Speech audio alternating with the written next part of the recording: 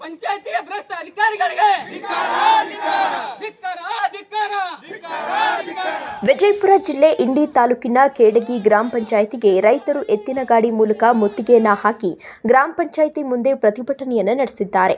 ಕೇಡಗಿ ಗ್ರಾಮ ಪಂಚಾಯಿತಿ ವ್ಯಾಪ್ತಿಯ ಪುಯಾರ, ನಾಗರಹಳ್ಳಿ, ಕೇಡಗಿ ಗ್ರಾಮಗಳಲ್ಲಿ ಯಾವುದೇ ಅಭಿವೃದ್ಧಿ ಕಾಮಗಾರಿಗಳಾಗಿಲ್ಲ.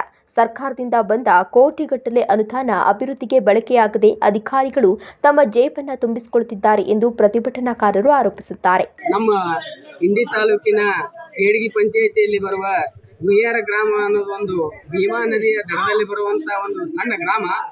ಈ ಗ್ರಾಮದಲ್ಲಿ ಸರ್ಕಾರದಿಂದ ಬರತಕ್ಕಂತ ಸವಲತ್ತುಗಳು ಸಾಕಷ್ಟು ಈ ಜನರಿಗೆ ಮುಟ್ಟಿಸ್ಲಿ ಅಂತ ಪ್ರಧಾನಮಂತ್ರಿ ಆವಾಸ್ ಯೋಜನೆ ಆಗಲಿ, ರಾಜ್ಯ ಸರ್ಕಾರದ ಯೋಜನೆಗಳಾಗಲಿ, ಈ ಮತ್ತು ರೈತರಿಗೆ ಸಂಬಂಧಪಟ್ಟ ಸಾಕಷ್ಟು ಯೋಜನೆಗಳು ಯಾವ ಪಂಚಾಯಿತಿ ಮಟ್ಟದಲ್ಲಿ ಬಂದದ್ದು ಇಲ್ಲಿವರೆಗೂ ರೈತರಿಗೆ ಮುಟ್ತಾ ಇಲ್ಲ.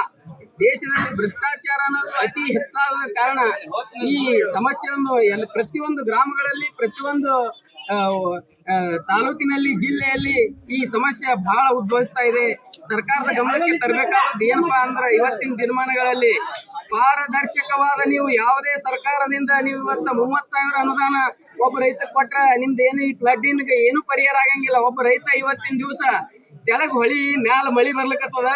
ಪ್ರತಿಯೊಬ್ಬ ರೈತರಿಗೆ ಹೆಂಗದಪ್ಪ ಅಂದ್ರೆ ಯಾವ್ದು ಒಂದು ಬೆಳಿ 90% ಬೆಳಿ ಎಲ್ಲಾ ಲಾಸ್ ಆಗಿದ್ದಾವ.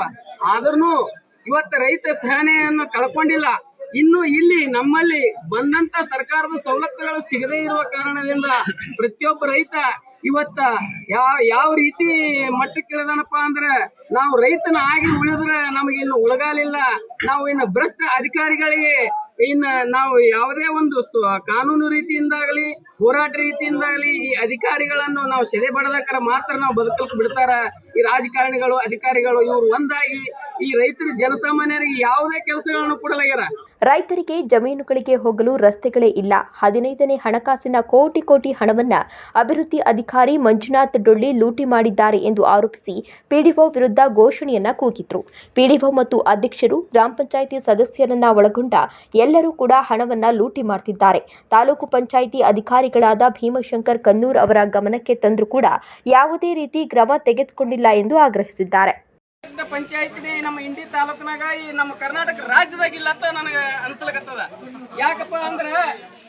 ಯಾಕಂದ್ರ ಈ ಪ್ರತಿಯೊಂದು ಪಂಚಾಯತಿಗಳಲ್ಲಿ 50% ಕೆಲಸ ಮಾಡಿ 50% ಆದ್ರ ರೊಕ್ಕ ಎತ್ತಾರ. ಆದ್ರೆ ಈ ಖಾಡ್ಗಿ ಪಂಚಾಯತಿ ಒಳಗ ಪೂರಾ 0% ಕೆಲಸ ಮಾಡ್ಯಾರ.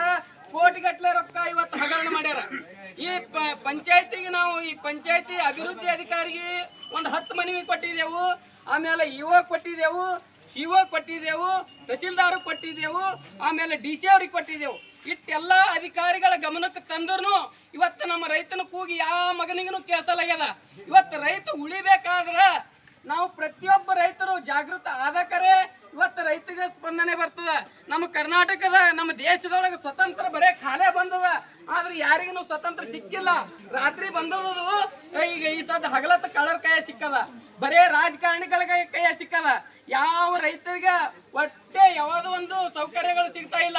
ತಾಲೂಕು ಪಂಚಾಯಿತಿ ಕಾರ್ಯನಿರ್ವಾಹಕ ಅಧಿಕಾರಿ ಮಳೆ ಸಂದರ್ಭದಲ್ಲಿ ಹಾನಿಯಾದ ಸ್ಥಳಗಳಿಗೆ ಭೇಟಿ ಕೂಡ ಕೊಟ್ಟಿಲ್ಲ ಎಂದು ಬೇಸರವನ್ನ ವ್ಯಕ್ತಪಡಿಸಿದರು.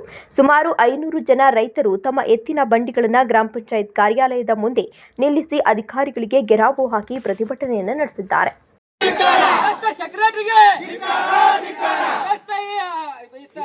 ಪಂಚಾಯತಿಯ ಭ್ರಷ್ಟ ಅಧಿಕಾರಿಗಳಿಗೆ